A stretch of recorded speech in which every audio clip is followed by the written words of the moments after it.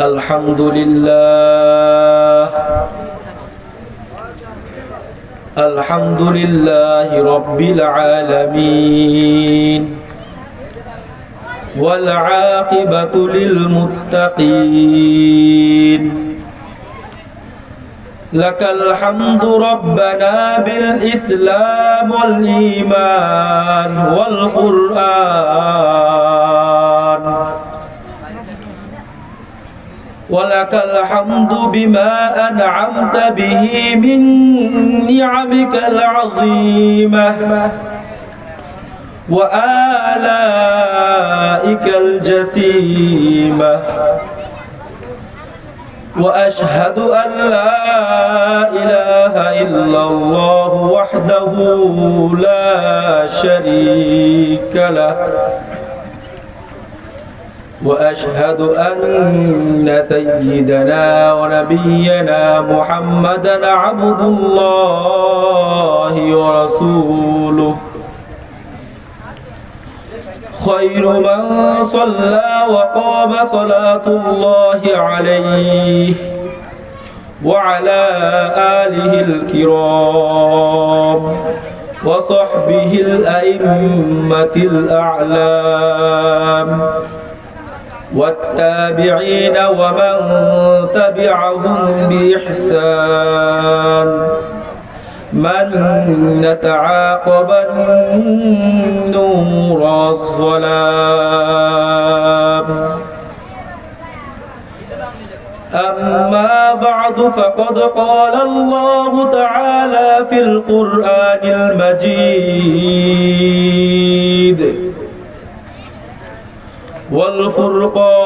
والفرقان الحميد أعوذ بالله من الشيطان الرجيم بسم الله الرحمن الرحيم كل نفس ذائقة الموت وإنما توفون أجوركم يوم القيامة فمن زحزح عن النار وأدخل الجنة فقد فاز وما الحياة الدنيا إلا متاع الغرور وقال رسول الله صلى الله عليه وسلم موتوا قبل أن تموتوا وحاسبوا أنفسكم قبل أن تحاسبكم صدق الله المولانا العظيم وصدق رسوله النبي الكريم ونحن على ذلك من الشاهدين والشاكرين والحمد لله رب العالمين اللهم صل على محمد وعلى آل محمد كما صليت على إبراهيم وعلى آل إبراهيم إنك حميد مجيد اللهم بارك على محمد وعلى آل محمد كما باركت على إبراهيم وعلى آل إبراهيم إنك حميد مجيد بلغ العلا بكماله كشف الدجى بجماله حسنت جميع خصاله صلوا عليه وآله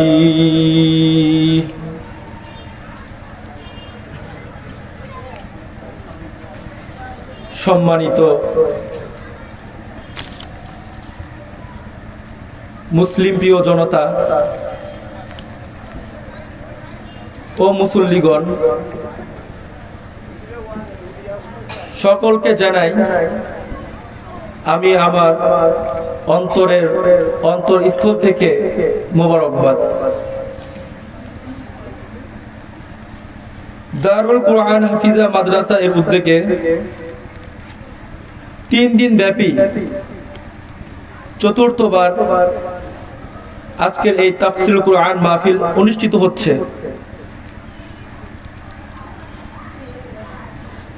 আজকের মাহফিলের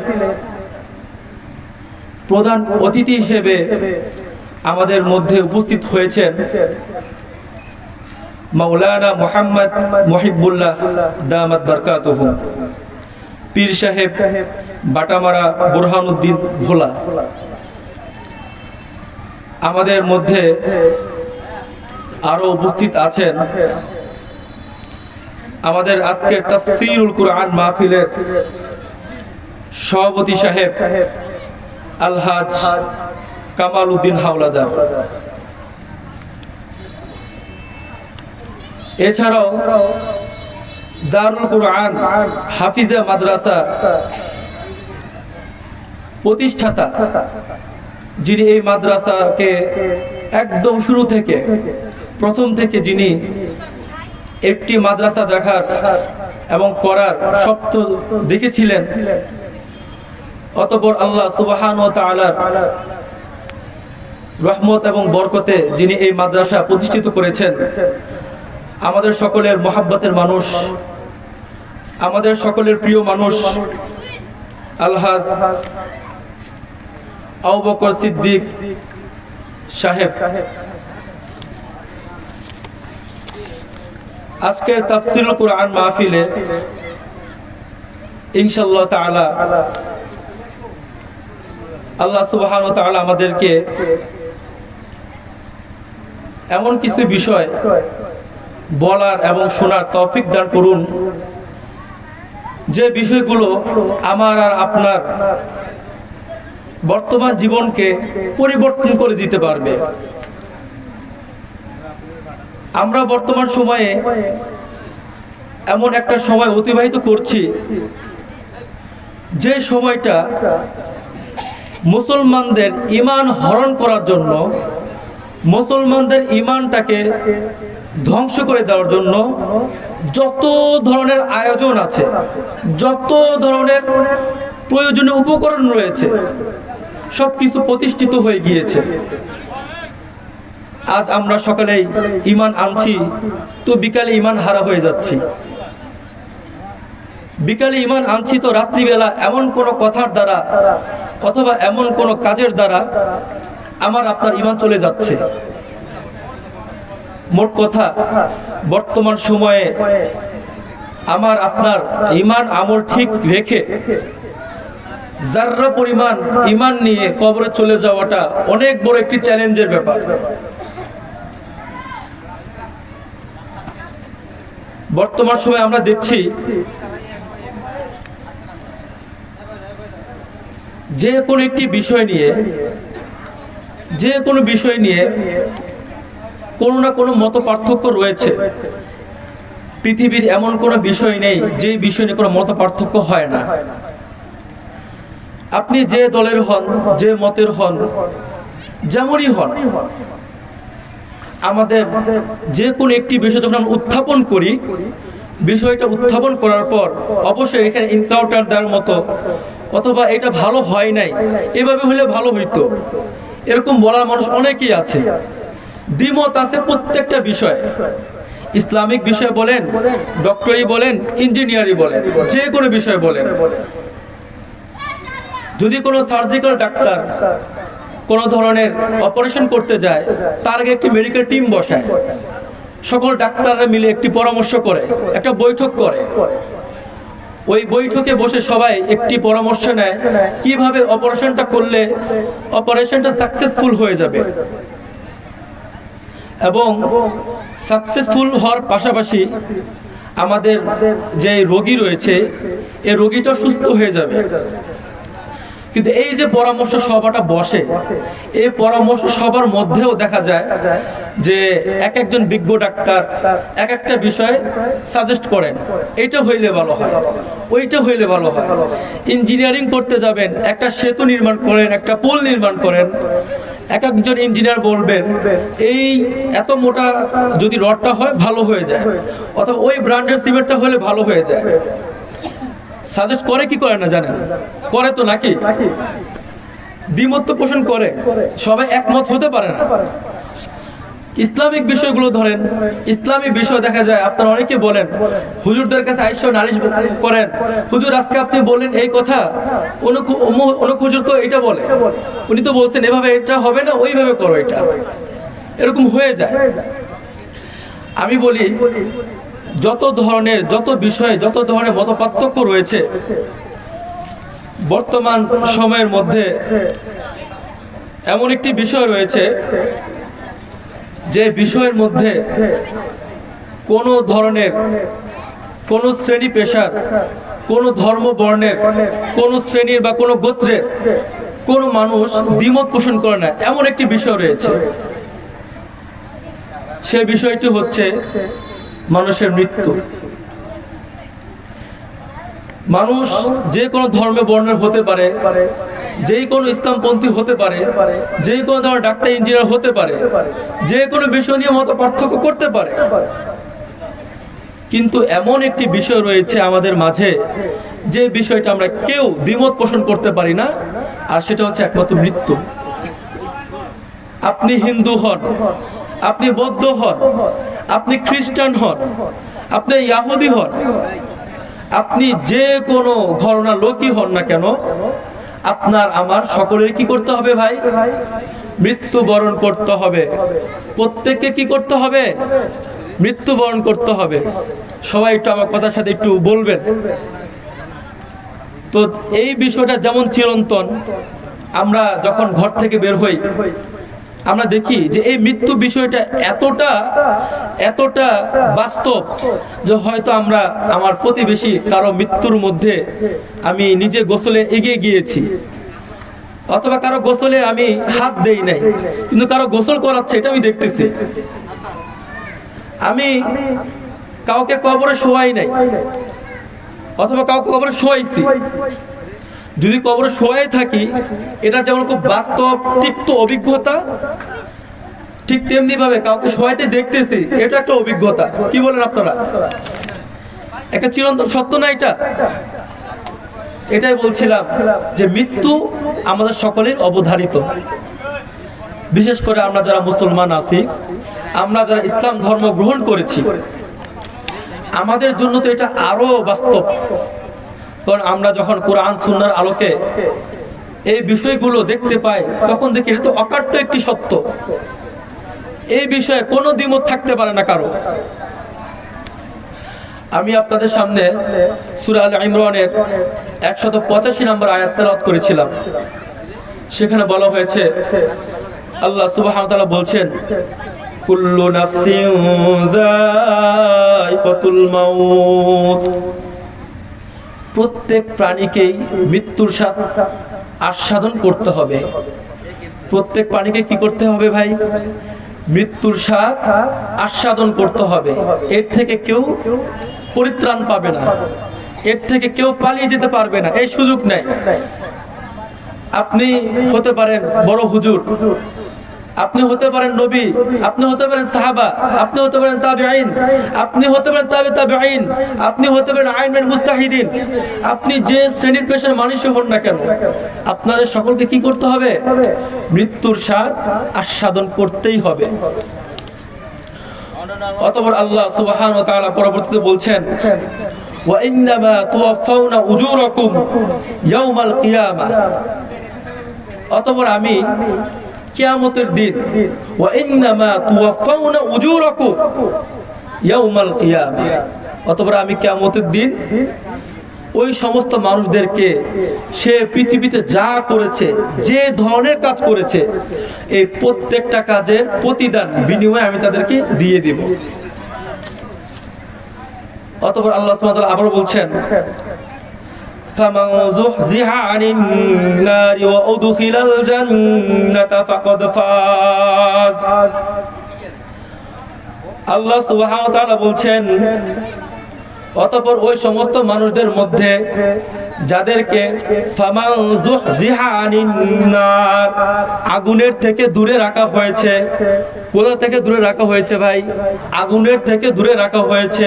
ফামান যুহজিহা আনিন নার ওয়া উদখিলাল জান্নাতা ফাকাদ ফাজ ওয়া উদখিলাল জান্নাতা, অতঃপর তাদেরকে কোথায় প্রবেশ করানো হয়েছে? জান্নাতে প্রবেশ করানো হয়েছে। ফাকাদ ফাজ, তারাই হচ্ছে সফলকাম। তারা সফলকাম ভাই। ডক্টর, ইঞ্জিনিয়ার, এখানে কি ডক্টর ইঞ্জিনিয়ারদের কথা বলা হয়েছে? তাদের কথা বলা হয়েছে। ওই দিন তারাই সফলকাম হবে যাদেরকে কোথা থেকে দূরে রাখা হয়েছে? আগুন থেকে। ফামান যুহজিহা আনিন নার, যাদেরকে কোথা থেকে দূরে রাখা হয়েছে? আগুন থেকে দূরে রাখা হয়েছে। অতঃপর ওয়া উদখিলাল জান্নাতা, এবং জান্নাতে প্রবেশ করানো হয়েছে। ফাকাদ ফাজ, তারাই হচ্ছে কি? সফলকাম। অতঃপর আল্লাহ সুবহানাহু ওয়া তাআলা আরো বলছেন, ওয়ামাল হায়াতুদ দুনিয়া ইল্লা মাতাউল গুরুর, অতঃপর পৃথিবীর মধ্যে মানুষ যা কিছু করছে এসব কিছুই নয়, ইল্লা মাতাউল গুরুর, একমাত্র ধোঁকার বস্তু ছাড়া। পৃথিবীতে আমি আপনি যাই কিছু করছি, এই যে ভোগ বিলাস করছি, দামি গাড়িতে চড়ছি, দামি বিছানায় ঘুমাচ্ছি, দামি দামি পোশাক পরছি, এই সবই কিছুই না, ইল্লা মাতাউল গুরুর, একমাত্র ধোঁকার বস্তু ছাড়া আর কিছুই না। আমরা এই আয়াত দ্বারা যে সমস্ত বিষয়গুলো বুঝতে পারলাম যে আল্লাহ সুবহানাহু ওয়া তাআলা এখানে চারটি বিষয়ের কথা বলেছেন। কয়টি বিষয় ভাই? চারটি বিষয়। প্রথম বিষয়টা হচ্ছে কুল্লু নাফসিন যায়িকাতুল মাউত, প্রত্যেকটা প্রাণীকে কি করতে হবে? মৃত্যুর স্বাদ গ্রহণ করতে হবে। এটা হচ্ছে প্রথম বিষয়, যে মানুষ জন্মিছে, জীবন যার মধ্যে আছে, প্রাণ যার মধ্যে আছে, তারে মৃত্যুর স্বাদ কি করতে হবে? আস্বাদন করতে হবে। দ্বিতীয় পয়েন্ট কি? যে ওই সমস্ত ব্যক্তি তারা পৃথিবীতে যাই করছে, ভালো হোক মন্দ হোক, যাই করছে, তাদের প্রত্যেককে কিয়ামতের দিন তাদের প্রতিদানগুলো, ভালো মন্দের প্রতিদানগুলো দিয়ে দেওয়া হবে। এটা দ্বিতীয় কাজ, দ্বিতীয় পয়েন্ট। তৃতীয় নম্বর হচ্ছে যে ওই সমস্ত ব্যক্তিরাই তো সফল হয়েছে যাদেরকে আল্লাহ সুবহানাহু ওয়া তাআলা রব্বে কারীম আগুন থেকে দূরে রাখছেন, জান্নাতে প্রবেশ করিয়েছেন, তারা হচ্ছে কি? সফল কাম। তিন নম্বরে সফল কামের, সফল ব্যক্তিদের বিষয়টা আমরা জানতে পেরেছি। চতুর্থ হচ্ছে তারা, চতুর্থ বিষয় বলছে আল্লাহ সুবহানাহু ওয়া তাআলা বলছেন যে পৃথিবীর মধ্যে ওই সমস্ত নামি দামি ভিআইপি পারসন, যারা ভিভিআইপি, অনেক উঁচু মাত্রায় যারা নিজেদের জীবন লিড করতেছে, ভালোভাবে চলতেছে ফিরতেছে, তাদের এই বিষয়গুলো সফলতা না। এগুলো সবকিছু হচ্ছে ইল্লা মাতাউল গুরুর, একমাত্র কি? ধোঁকার সামগ্রী, আর কিছুই না। এই চারটি বিষয় আমরা বুঝতে পারলাম। এখন কুল্লু নাফসিন এই শব্দ দ্বারা আমরা যা বুঝতে পেরেছি, কুল্লু মানে প্রত্যেক, নফস অর্থ প্রাণ, যতগুলো প্রাণ আছে, যতগুলো প্রাণ আছে, হোক সে মানুষ অথবা সে কোনো প্রাণী হোক, যে ধরনের কীট পতঙ্গ হোক, যাই হোক, যার মধ্যে প্রাণ আছে তাকে মৃত্যুর স্বাদ কি করতে হবে? আস্বাদন করতে হবে। এই পৃথিবীতে যত ধরনের বাদশাহী রয়েছিল, যারা এই বাদশাহী করে গিয়েছেন, হযরত সুলাইমান আলাইহিস সালাতু ওয়াস সালাম, তিনি তো পুরো পৃথিবী একরকম শাসন করে গিয়েছেন। জিনে তার কথা শুনতো, তিনি এতটা শক্তিশালী ছিলেন, আল্লাহ সুবহানাহু ওয়া তাআলা তাকে এতটা শক্তি দান করেছেন যে তিনি সকল জিনদের বাদশা ছিলেন। তিনি মুহূর্তের মধ্যে জিনদেরকে হুকুম দিতেন, এক এক জিন এক এক রকম মুহূর্তের মধ্যে সে কাজটা করে ফেলতো। আল্লাহ সুবহানাহু ওয়া তাআলা তাকে এমন কিছু শক্তি দিয়েছেন যে তিনি প্রাণীদের কথা বুঝতেন। এরকম শক্তিধর হযরত সুলাইমান আলাইহিস সালাতু ওয়াস সালাম এখন আর বেঁচে নেই। ঠিক তেমনি ভাবে পৃথিবীর সুলগ্ন থেকে আমাদের এই পর্যন্ত যত নবী রাসূলরা এসেছেন আমাদেরকে হেদায়েতের পথে দাওয়াত দেওয়ার জন্য, তারাও আজ আর কেউ বেঁচে নেই, সকলেই চলে গিয়েছে। এবং এই পৃথিবীতে যারা দম্ভ ভরে চলতো, এই পৃথিবীকে যারা দম্ভ ভরে তিরস্কার করে চলতো, ওই সমস্ত আবু জাহেল, হামান, নমরুদ, কারুন, যে সমস্ত পাপিষ্ঠরা ছিল, তারাও আর আজ কেউ বেঁচে নেই, সবাই চলে গিয়েছে। আপনারা সকলেই শুনেছেন দ্বিতীয় বিশ্বযুদ্ধে অ্যাডলফ হিটলার সে কতগুলো মানুষের প্রাণ কেড়ে নিয়েছে। দ্বিতীয় বিশ্বযুদ্ধে যিনি ছিলেন একজন মহানায়ক, কত দম্ভ ছিল, কত প্রতিপত্তি ছিল, তিনিও বেঁচে নেই। পরবর্তীতে আজ পর্যন্ত যারাই ছিলেন, যারা এই জমিনের উপর ক্ষমতা দেখিয়েছেন, এই জমিনের উপর দম্ভ ভরে চলেছেন, তারা আজ কেউই বেঁচে নেই। আমি আপনি যখনই যাই, তখন যদি ওই কবর স্থানে যাই, দেখবো যে তারাও ওইভাবে শুয়ে আছে যেভাবে বড় বড় ওলামা কেরামরা শুয়েছিলেন। যারা অনেক টাকার মালিক ছিলেন তারা যে কবরে শুয়ে আছেন, আর যারা একদমই কোনো টাকার মালিক ছিলেন না, হত দরিদ্র ছিলেন, তারা সে একই কবরে শুয়েছিলেন। আমার আর আপনার জন্য, আর যারা অনেক প্রভাব প্রতিপত্তির মালিক, সবার জন্য কি একই মাটি না ভাই, নাকি ভিন্ন ভিন্ন আছে? আমার জন্য হবে 3.5 হাত, ওনাদের জন্য হবে 4.5 হাত। ব্যাপারটা কি এমন নাকি? আমার জন্য যে সাদা কাফন হয়ে থাকে, ওনাদের জন্য কি লাল কাফন হবে নাকি? আমার জন্য যে কাফন, ওনাদের জন্য সে একই কাফন, তাই না? তো এত কিছুর পরও কি মানুষের আজ কি অবস্থা? আমাদের বাপ দাদারা যারা ছিলেন, আমাদের প্রতিবেশী যারা ছিলেন, হয়তো গতকালকেও যাদেরকে আমরা দেখেছি, আজকে তারা আমাদের সাথে নাই। এমন হয়েছে না ভাই? আজকে এই মুহূর্তে তারা আমাদের সাথে নাই, তারা সে অন্ধকার কবরে চলে গিয়েছেন। এরকম ভাবে পুরো পৃথিবীতে সবাই চলে যাবে। যে সমস্ত ফেরেশতারা রয়েছেন, হযরতে মিকাইল আলাইহিস সালাতু ওয়াস সালাম, হযরতে ইসরাফিল আলাইহিস সালাতু ওয়াস সালাম, হযরতে আজরাইল আলাইহিস সালাতু ওয়াস সালাম, হযরতে জিবরাইল আলাইহিস সালাতু ওয়াস সালাম, যে সমস্ত ফেরেশতারা খুবই গুরুত্বপূর্ণ, এই সমস্ত ফেরেশতারা পর্যন্ত মৃত্যুবরণ করবে, কেউ বেঁচে থাকবে না। একটা সময় যে মৃত্যু, যে ওয়ার্ড, মৃত্যু যে শব্দটা, এই মৃত্যু শব্দটারও মৃত্যু হয়ে যাবে, কেউ বেঁচে থাকবে না। শুধু এই পৃথিবীতে একমাত্র বেঁচে থাকবেন রব্বে কারীম আল্লাহ সুবহানাহু ওয়া তাআলা। আল্লাহ সুবহানাহু ওয়া তাআলা সূরা আর-রহমানের 26 এবং 27 নং আয়াতে বলছেন, কুল্লু মান আলাইহা ফান ওয়া ইয়াবকা ওয়াজহু রাব্বিকা যুল জালালি ওয়াল ইকরাম। এই ভূপৃষ্ঠের মধ্যে যা কিছু রয়েছে সবই হচ্ছে নশ্বর। ওয়ায়াবকা ওয়াজহু রাব্বিকা যুল জালালি ওয়াল ইকরাম। আর যদি কেউ বেঁচে থাকে একমাত্র আল্লাহ সুবহানাহু ওয়া তাআলা বেঁচে থাকবেন।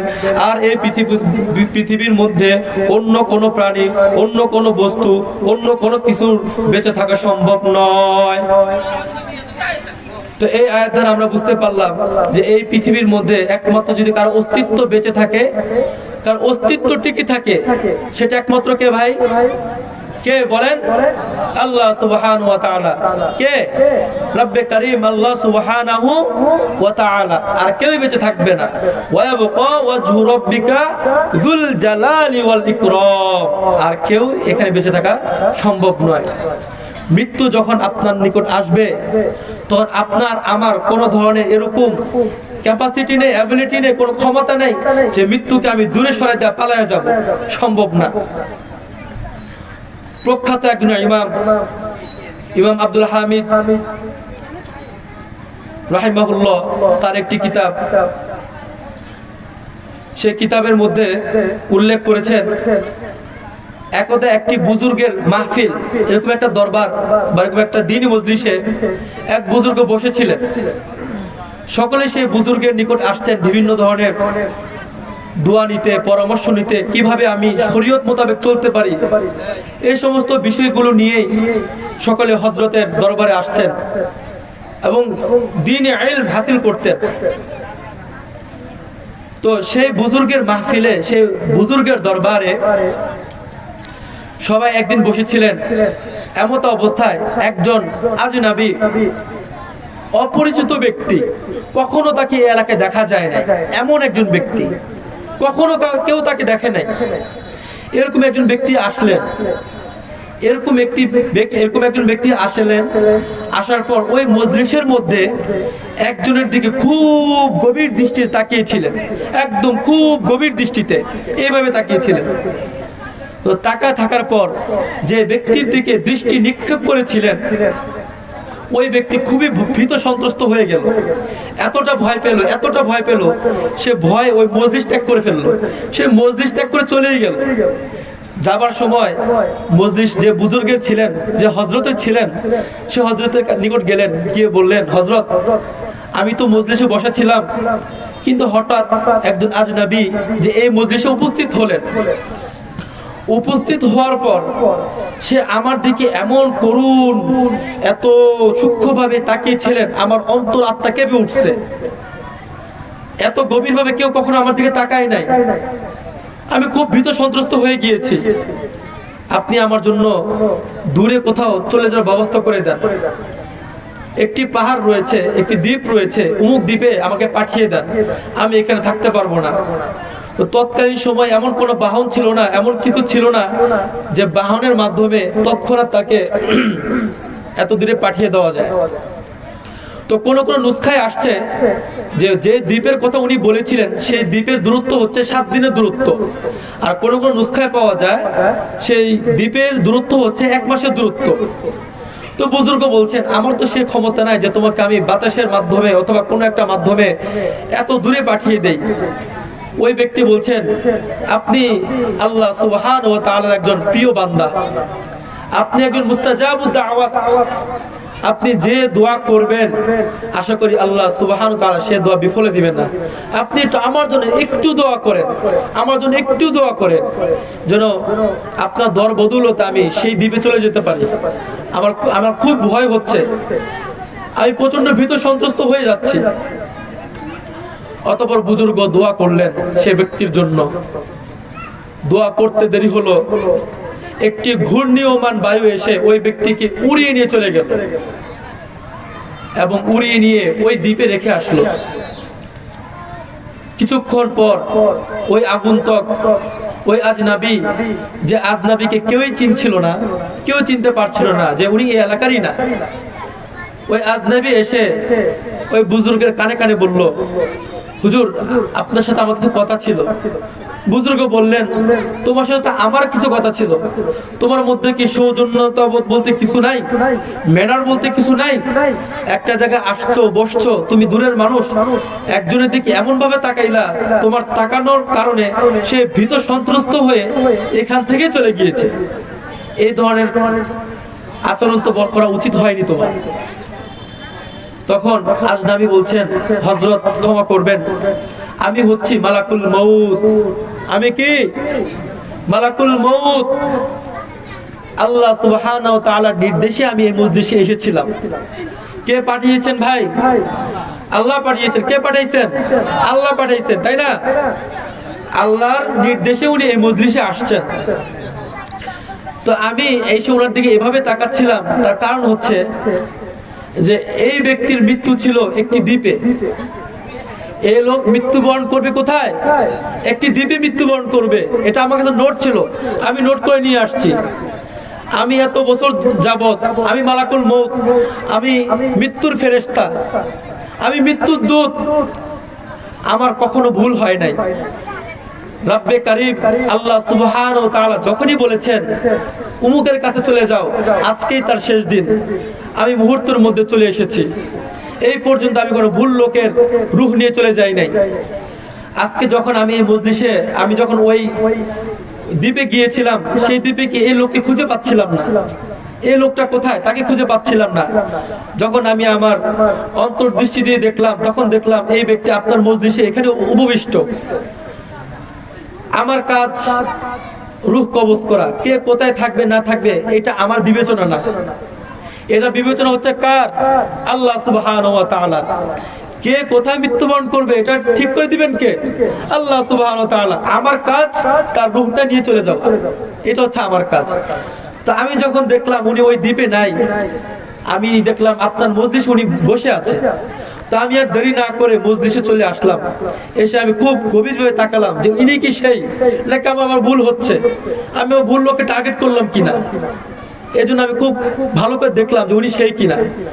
অতঃপর আমি যখন কনফার্ম হয়ে গেলাম না ইনি সেই, এখন ওই দ্বীপের দূরত্ব এখান থেকে সর্বনিম্ন আমি যেটা বলেছিলাম 7 দিন। এক নুস্কা আসছে 7 দিন, অন্য আরেক নুস্কা আসছে 1 মাসের সমান। এত অল্প সময়ের মধ্যে, এত সংকীর্ণ সময়ের মধ্যে ওই লোক কিভাবে ওইখানে যাবে, আর আমি কখন তার রূহ কবজ করব, এটা কিভাবে সম্ভব? তো চিন্তা করলাম এটা তো আমার ফিকির করার বিষয় না, এটা আল্লাহ সুবহানাহু ওয়া তাআলার ফিকির। আমার কাজ রূহ কবজ করা।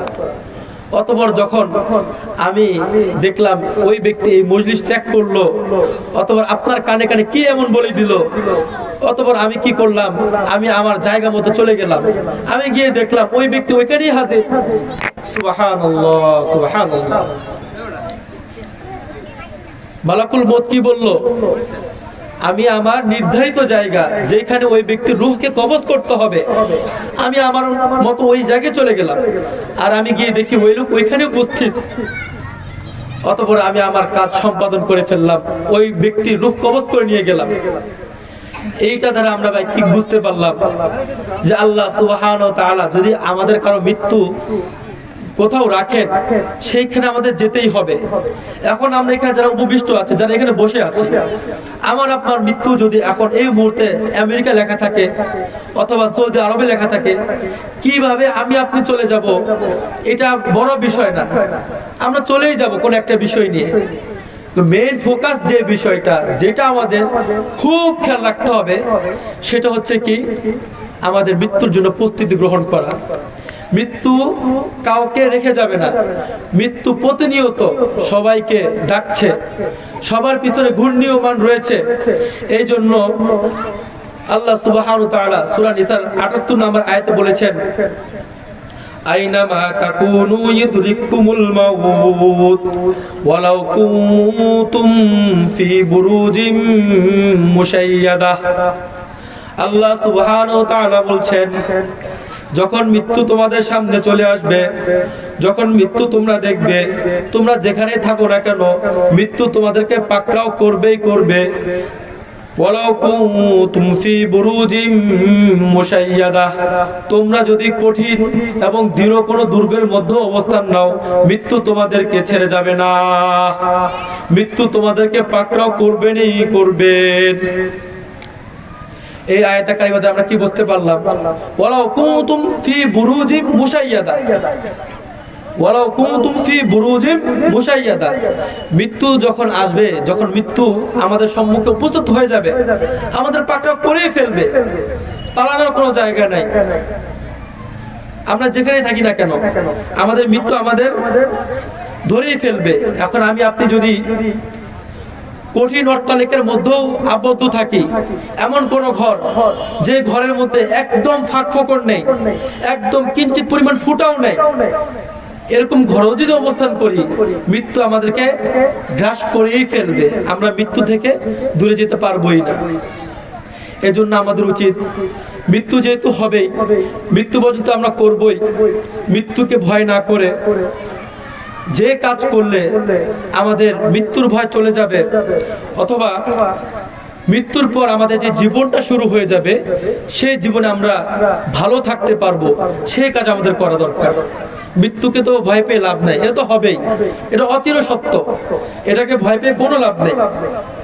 এজন্য আমরা এটা ভয় পেয়ে লাভ নেই। আল্লাহ সুবহানাহু ওয়া তাআলা সূরা জুমার ৮ নম্বর আয়াত আবার বলছেন,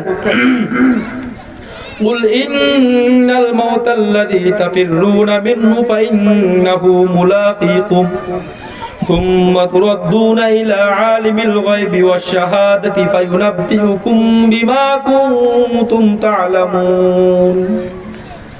আল্লাহ সুবহানাহু ওয়া তাআলা বলছেন, তোমরা মৃত্যু থেকে যেখানে পলায়ন করো না কেন, তোমরা মৃত্যু থেকে যত দূরে সরে যাও না কেন, মৃত্যু অবশ্যই তোমাদের সাথে সাক্ষাৎ করবে, মৃত্যু অবশ্যই তোমাদের মুখোমুখি হয়ে যাবে।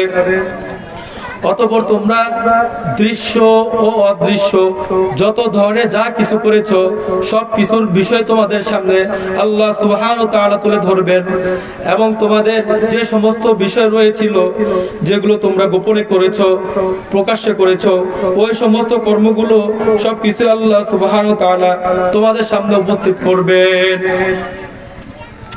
এই সমস্ত বিষয় দ্বারা আমরা বুঝতে পারি যে মৃত্যু অবশ্যম্ভাবী, মৃত্যু থেকে আমাদের কোনোভাবেই কি করার নাই, পরিত্রাণ পাওয়ার কোনো উপায় নেই। এজন্য আমাদের উচিত মৃত্যুর জন্য প্রস্তুতি নেওয়া।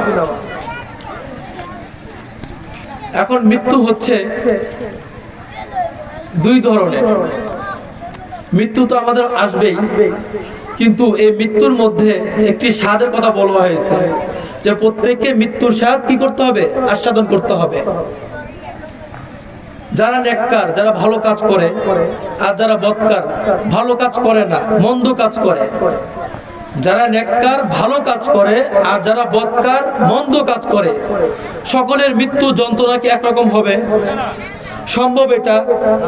যে ব্যক্তিটা শেষ রাত্রে উঠে, তাহাজ্জুদের সময় উঠে, তাহাজ্জুদ নামাজ পড়ে, ল্যাপের কম্বলের কে লাথি মেরে ফেলে দেয়, লাথি মেরে ফেলে দিয়ে ঠান্ডা, একদম ঠান্ডা পানি দিয়ে অজু করে কায়মনা বাক্যে রাব্বে কারিমের সামনে দাঁড়িয়ে যায় আর বলতে থাকে, আলহামদুলিল্লাহি রাব্বিল আলামিন, সমস্ত প্রশংসা ওই মহান সৃষ্টিকর্তার জন্য যিনি এই নিখিল বিশ্বর পালনকর্তা।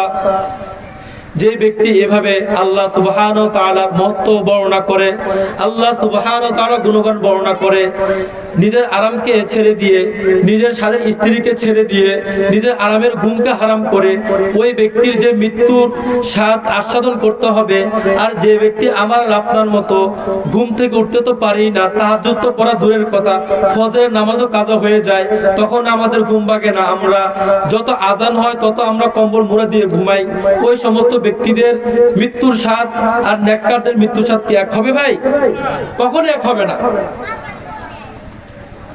আল্লাহ সুবহানাহু ওয়া তাআলা বলছেন, আমি তো এত বড় জালেম না যে আমাকে ডাকার জন্য তার বার্ধক্যের দিকে তাকায় নাই। সে অসুস্থ, একদম মাজুর হয়ে গেছে, অসুস্থ, কোনোভাবে দাঁড়াতে পারছে না। ওই ব্যক্তি উঠে গেছে কম্বল ঝাড়া দিয়ে, এখন তো শীতকাল চলতেছে তাই না, এই শীতকালের মধ্যে কি কম্বল ঝাড়া দিয়ে উঠে গেছে, উঠে গিয়ে একদম ঠাট্টা কনকনে শীত, ঠান্ডা পানি দিয়ে কি করে ফেলছে, ওযু করে ফেলছে। আল্লাহু আকবার। অতঃপর কি করছে, নামাজে দাঁড়ায় গেছে, আল্লাহ সুবহানাহু ওয়া তাআলার পবিত্রতা বর্ণনা করতে লেগে গেছে। আর যে ব্যক্তি আমার আর আপনার মতো অলস, আমরা যারা অলস প্রকৃতির মানুষ, যাদের কাছে মুয়াজ্জিনের ওই আজানটা কানে আসে না, মুয়াজ্জিন বলতেছেন আস-সালাতু খায়রুম মিনান নাউম, এসো ঘুম থেকে নামাজ বলো, এসো মসজিদের দিকে, হাইয়া আলাস সালাহ, এসো কল্যাণের দিকে, হাইয়া আলাল ফালাহ, এসো সফলতার দিকে। এই যে এইভাবে মুয়াজ্জিন ডাকতেছে, আর এই আজানগুলো আমরা শুনতেছি, আর কম্বলটা কি করতেছি, পায়ের নিচ থেকে টাইনে নিয়ে এসে আরো মোড়া দিতেছি, যেন ভালো করে হয়, ছিদ্র যেন না থাকে কম্বলের ভিতরে, বাতাস ঢুকবে না, বাতাস ঢুকলে তো চলে যাবে, বাতাস ঢুকলে কি চলে যাবে, চলে যাবে। এই জন্য আবার পাটাকে মোড়ায় ভালো করে আটকাই, যে কোনোভাবে কি ঢুকতে না পারে, বাতাস না ঢুকতে পারে। এই হলো অবস্থা। আর যে ব্যক্তি এত মেহনত করে কষ্ট করে ঘুমাচ্ছে, আর যে ব্যক্তি অন্য দিক দিয়ে মেহনত করছে কষ্ট করে আল্লাহ সুবহানাহু ওয়া তাআলার দরবারে দাঁড়ায় গেছে, দুই ব্যক্তির মৃত্যুর স্বাদ কি একরকম হবে? এটা সম্ভব না। এজন্য বলছি, আল্লাহ সুবহানাহু ওয়া তাআলা সূরা জাসিয়ার 21 নম্বর আয়াতে বলছেন, আম হাসিবাল্লাযীনা ইজতারাহুস সাইয়্যাত আন নাজআলাহুম কাল্লাযীনা আমানু ওয়া আমিলুস সালিহাত সাওয়াআম মাহইয়াহুম ওয়া মামাতুহুম সাআ মা ইয়াহকুমুন। আল্লাহ সুবহানাহু ওয়া তাআলা বলছেন, দুষ্কৃতকারীরা কি মনে করে যে আমি জীবন ও মৃত্যুর দিক দিয়ে ওদেরকে তাদের সমান গণ্য করব, যারা ঈমান আনে ও সৎকর্ম করে। ওই সমস্ত দুষ্কৃতকারীরা কি এটা মনে করে যে যারা ভালো কাজ করছে আর যারা ভালো কাজ করে নাই উভয়ের মৃত্যুর স্বাদ একরকম হবে, এটা কি তারা মনে করে নাকি? অতঃপর আল্লাহ সুবহানাহু ওয়া তাআলা বলছেন, সাআ মাহইয়াহুম ওয়া মামাতুহুম সাআ মা ইয়াহকুমুন। ওদের এই সমস্ত সিদ্ধান্ত, যে সমস্ত সিদ্ধান্ত ও দুষ্কৃতকারীরা করে, তাদের এই সমস্ত সিদ্ধান্ত হচ্ছে মন্দ। এই সমস্ত সিদ্ধান্ত বা এই সমস্ত চিন্তা ভাবনা সবকিছু হচ্ছে কি মন্দ। এই সমস্ত কোনো জিনিস কোনো কাজে আসবে না, এই সমস্ত কোনো বিষয় কি কাজে আসবে না। এই সমস্ত বিষয় দ্বারা আমরা বুঝতে পারলাম যে বদকার যারা তাদের মৃত্যুর স্বাদ একরকম হবে, আর নেককার যারা তাদের মৃত্যুর স্বাদ কি হবে আরেক রকম হবে। যখন বদকারদের মৃত্যুর সময় ঘনিয়ে আসবে, তখন হযরত আজরাইল আলাইহিস সালাতু ওয়াস সালাম, মালাকুল মউত একরকম চেহারা নিয়ে আসবেন, আর যখন নেককারদের রূহ কবজ করতে আসবেন তখন আসবেন অন্য চেহারা নিয়ে। দুইভাবে একরকম আসবেন না। হযরত ইব্রাহিম আলাইহিস সালাতু ওয়াস সালাম একদিন মালাকুল মউত হযরত আজরাইল আলাইহিস সালাতু ওয়াস সালামকে বলছিলেন, হে জিবরাইল, তুমি কি আমাকে একটু দেখাবা যে তুমি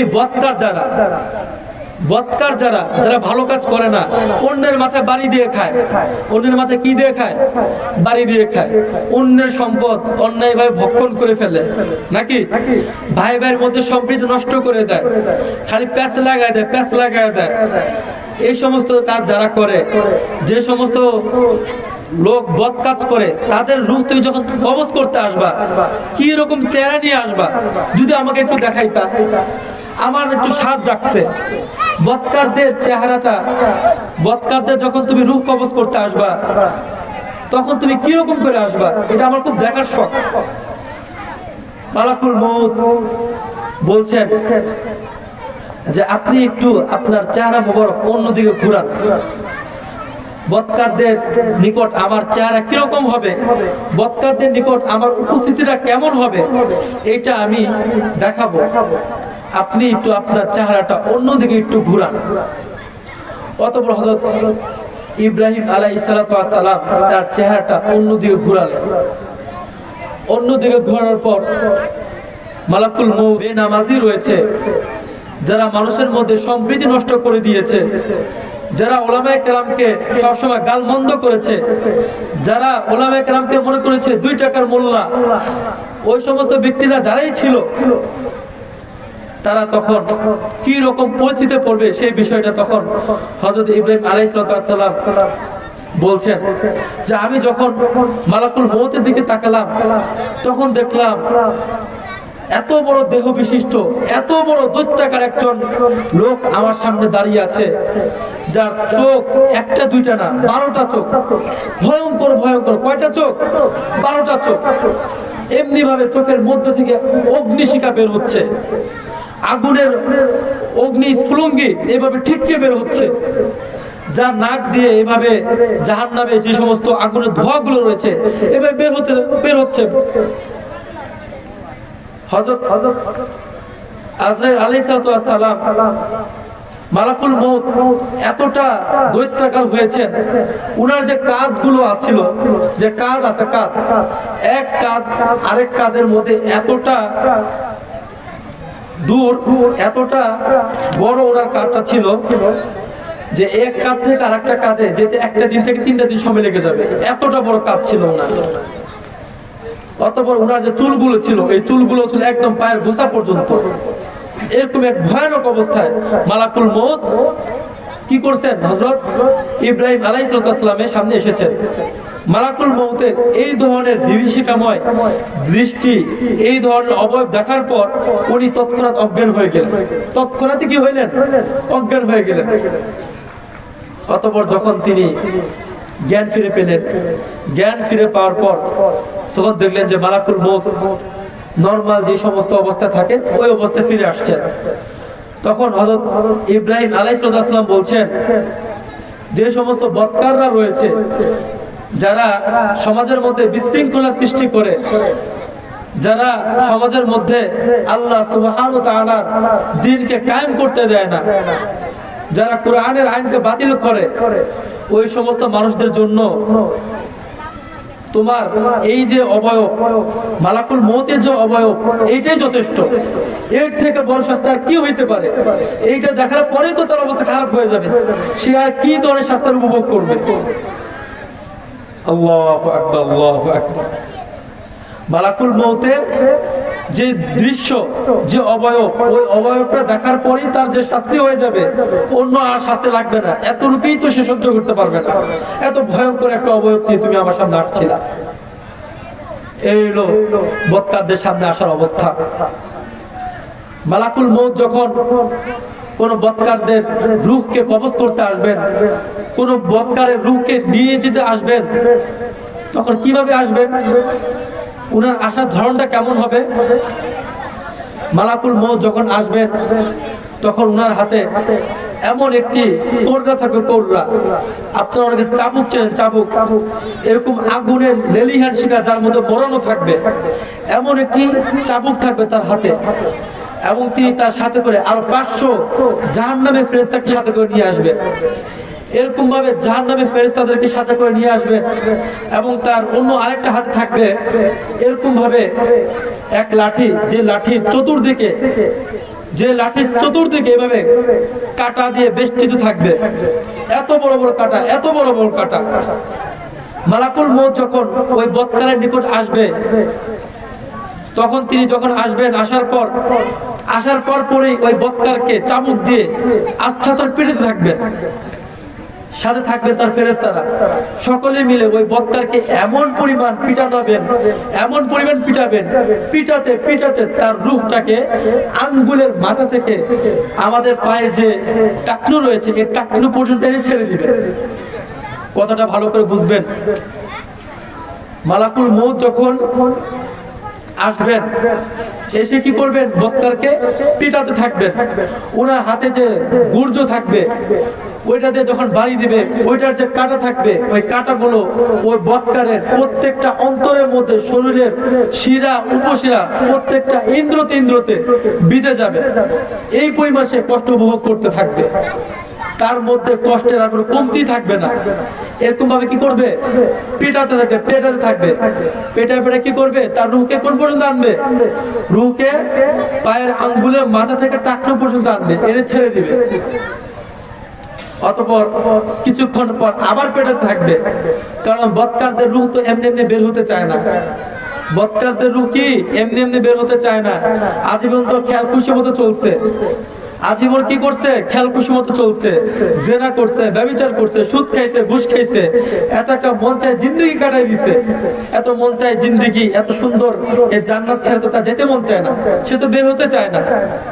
এরকম ভাবে কি করা হবে?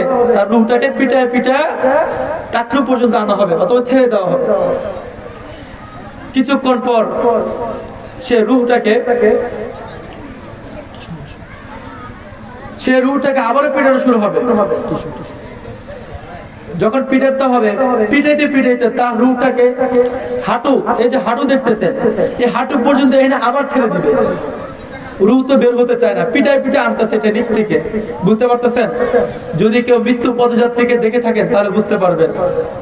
আমরা যদি কারো মৃত্যু দেখে থাকি সরাসরি, দেখবেন মৃত্যুর সময় এক একজনের অবস্থা এক এক রকম হয়ে যায়। কেন হয় সেই বিষয়গুলো এখন জানেন, বুঝেন কেন এরকম হয়। অতঃপর এই বদকারকে পিটাইতে যখন তার রূহটাকে হাঁটু পর্যন্ত নিয়ে আসবে, একটা পর্যায়ে গিয়ে তার রূহটাকে ফেরেশতারা আবার ছেড়ে দিবে, ছেড়ে দেওয়া হবে।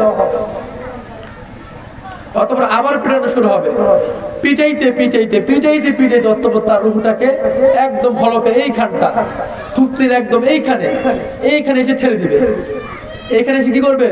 ছেড়ে দিবে। এই পর্যন্ত আনবে রূহটাকে এই পর্যন্ত আনার পর মালাকুল মউত কি করবেন? মালাকুল মউত ওই মুহূর্তে জাহান্নাম থেকে আগুনের লেলিহান শিখা নিয়ে আসবেন। কি আনবেন?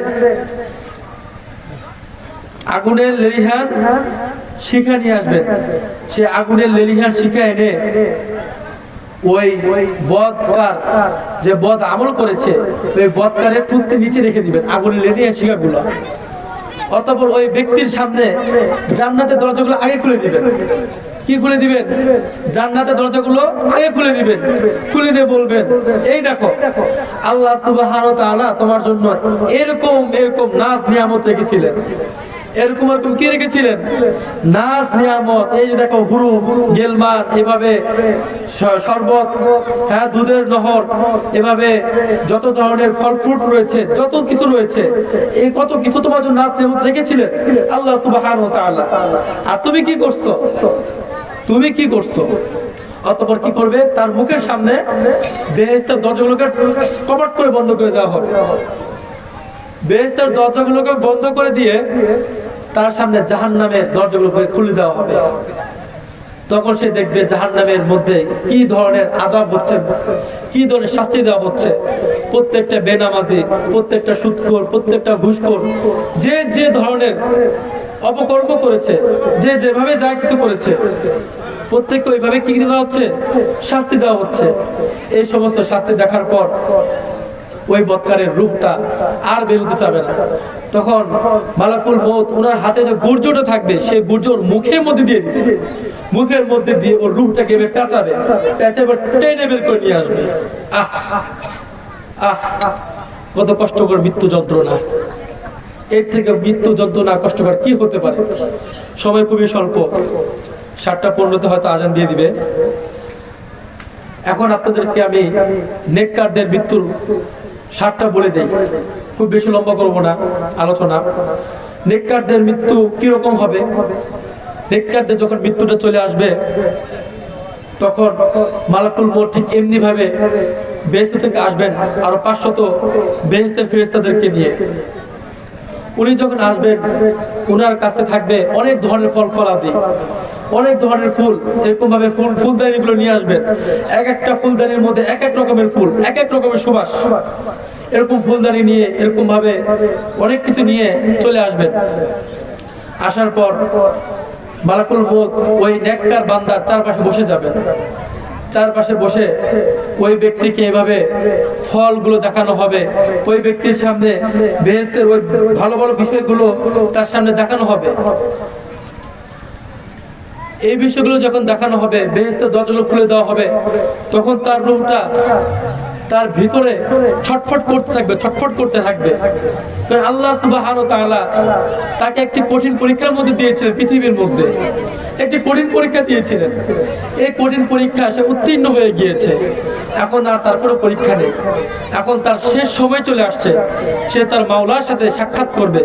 তার মাওলা তার জন্য কি করছেন? অপেক্ষা করছেন। সে মাওলার কাছে চলে আসবে। সেই মাওলার কাছে চলে আসার জন্য সে এখন ব্যতিব্যস্ত হয়ে যাবে। তার রূহটা এইভাবে বারবার ছটফট করতে থাকবে, যেমনি ভাবে খাঁচার মধ্যে একটি পাখি কি করতে থাকে? ছটফট করতে থাকে। এরকম একটা অবস্থা হয়ে যাবে। মালাকুল মউত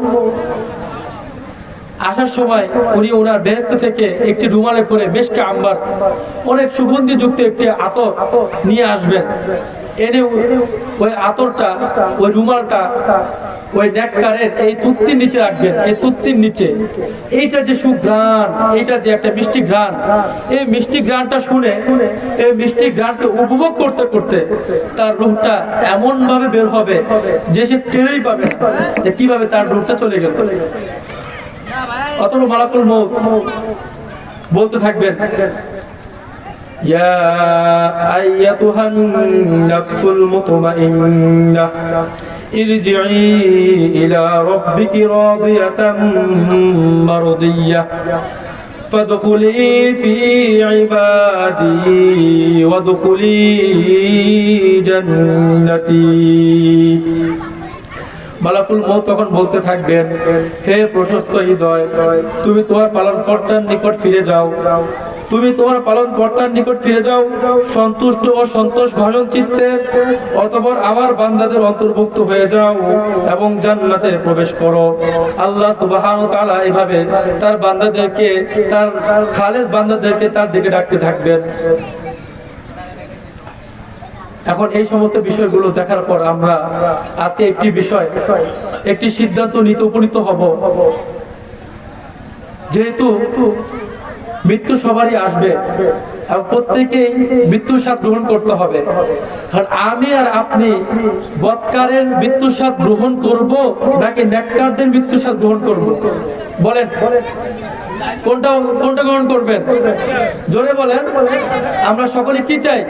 নেককারদের যে মৃত্যুর স্বাদ আছে ওইটা গ্রহণ করতে চাই। মনে রাখবেন আমাদের সকলেরই অ্যাকাউন্ট আছে। আসলে পৃথিবীতে অ্যাকাউন্ট আছে না? একটু ভালো থাকার জন্য সবাই একটু টাকা পয়সা জমাই না? এখানে থাকবো কয়দিন? 1-1.5 ঘন্টা, 1-2 দিন, তাই না? আমাদের আসল যে বাড়িটা ওইখানে একটা অ্যাকাউন্ট আছে। আমরা যে ভালো কাজগুলো করব, যে নেক কাজগুলো করব, এই সবগুলো কাজ আমাদের ওই অ্যাকাউন্টে জমা হবে। সব তো খালি এই অ্যাকাউন্টে জমাচ্ছি, কিছু নেক, কিছু ভালো জিনিস ওই অ্যাকাউন্টেও জমাই।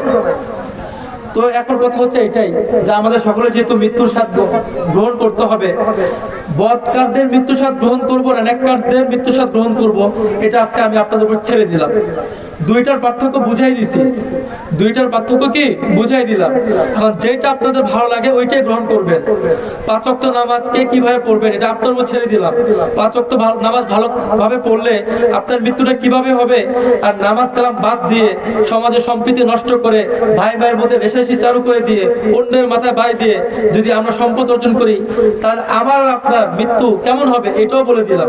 এখন এই বিষয়গুলো আপনার উপর নির্ভর করছে।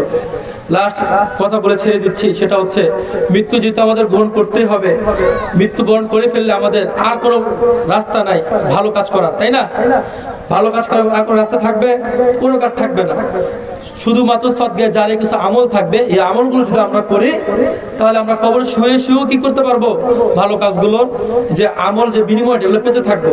আমরা সকলে জানি আমাদের এই জায়গাটা একজন ভাই দান করছেন। তো উনি যে দান করে গিয়েছেন, আপনারা মনে করছেন হয়তো উনি বোকা, উনি পৃথিবীতে কি করলেন? জায়গা জমি দিয়ে দিচ্ছেন। হ্যাঁ, কিভাবে কি করছেন? উনি যে এখন আলহামদুলিল্লাহ কত ভালো আছেন কবরে, এটা আমি আপনি না দেখা পর্যন্ত বুঝতে পারবো না। উনার দেওয়া জায়গায় প্রতিষ্ঠা একটি মাদ্রাসায় ছেলেরা হাফেজ হচ্ছে, এভাবে মসজিদ আছে, 5 ওয়াক্ত নামাজ হচ্ছে, কত একটা ভালো কাজ করে গিয়েছেন। আরেকটা বিষয় হচ্ছে আমরা যদি নেক সন্তান রেখে যেতে পারি, একটা ছেলেকে যদি হাফেজ বানিয়ে দিতে পারি, একটা ছেলেকে যদি আলেম বানিয়ে যেতে পারি, তাহলে এটা আমাদের জন্য অনেক বড় একটি প্রাপ্তি। আমরা কবরে শুয়ে আজীবন এটার কি পেতে পারবো? এটা সব পেতে থাকবো।